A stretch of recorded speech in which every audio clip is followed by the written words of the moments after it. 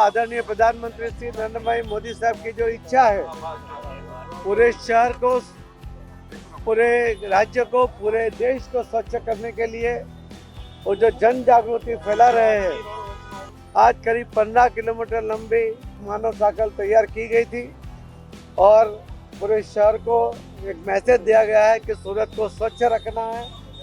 સુરત શહેર પહેલેથી જ કંઈક નવું કરવા માટે જાણીતું છે. નવા આઈડિયા, એમની ક્રિએટિવિટી જેના માટે સુરત પ્રખ્યાત છે.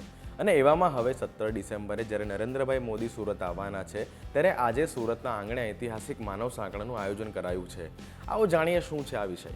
આવી જ રસપ્રદ સ્ટોરીઝ માટે વાઇબ્સ ઓફ ઇન્ડિયાની યુટ્યુબ ચેનલને સબસ્ક્રાઇબ કરી નોટિફિકેશન માટે બેલ આઇકન દબાવવાનું ભૂલશો નહીં. નમસ્કાર, હું છું અનિલ અને તમે જોઈ રહ્યા છો vibes of India. 17 December 2023 Surat શહેરમાં વડાપ્રધાન નરેન્દ્ર મોદી આવવાના છે ત્યારે સુરતમાં ઐતિહાસિક 15 કિલોમીટર લાંબી માનવ સાંકળ રચવામાં આવી હતી, જેમાં મોટી સંખ્યામાં વિદ્યાર્થીઓ દ્વારા સ્વચ્છતાનો સંદેશો આપવામાં આવ્યો હતો.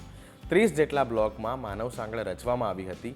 પીએમ નરેન્દ્ર મોદીના આગમનના ઉપલક્ષ્યમાં વિવિધ સંદેશાના પ્લે કાર્ડ સાથે માનવ સાંકળ રચવામાં આવી હતી. તમને જણાવી દઈએ કે ક્લીન સિટી, ગ્રીન સિટી અને સેફ સિટીનો સંદેશ સાથે સુરતમાં અનોખી માનવ સાંકળનું આયોજન કરવામાં આવ્યું હતું.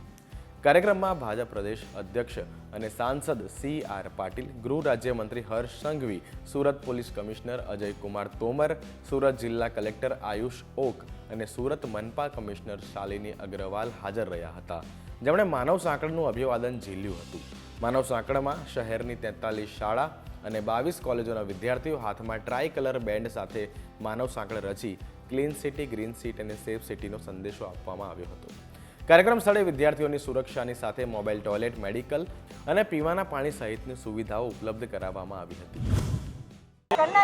સ્વચ્છ સુરત, સુરક્ષિત સુરતના સૂત્ર સાથે आज आदरणीय प्रधानमंत्री श्री नरेंद्र भाई मोदी साहब की जो इच्छा है, पूरे शहर को, पूरे राज्य को, पूरे देश को स्वच्छ करने के लिए वो जो जन जागृति फैला रहे हैं, उसको साकार करने के लिए आज करीब 15 किलोमीटर लंबी सभी स्टूडेंट के साथ, सूरत के शहरीजनों के साथ एक मानव साइकिल तैयार की गई थी और पूरे शहर को एक मैसेज दिया गया है कि सूरत को स्वच्छ रखना है.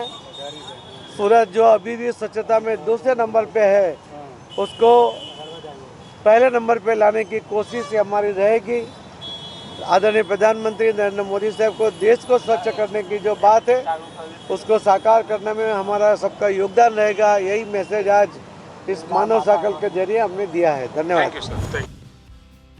પ્રદેશ અધ્યક્ષ CR પાટીલે જણાવ્યું હતું કે આજની આ માનવ સાંકળ યાત્રા જોઈને પ્રધાનમંત્રી નરેન્દ્ર મોદીનો સ્વચ્છ ભારતનો જે સંકલ્પ છે તે ઝડપથી સાકાર થશે. સુરત શહેર સ્વચ્છતાના ક્રમે દેશમાં બીજા નંબરે છે, પરંતુ સુરતીઓનું કહેવું છે કે આપણે સાથે મળીને આ લડાઈને આગળ વધારીશું. તો આ પ્રકારે નરેન્દ્રભાઈ મોદીને લઈને સુરત શહેરમાં તૈયારી શરૂ થઈ ગઈ છે.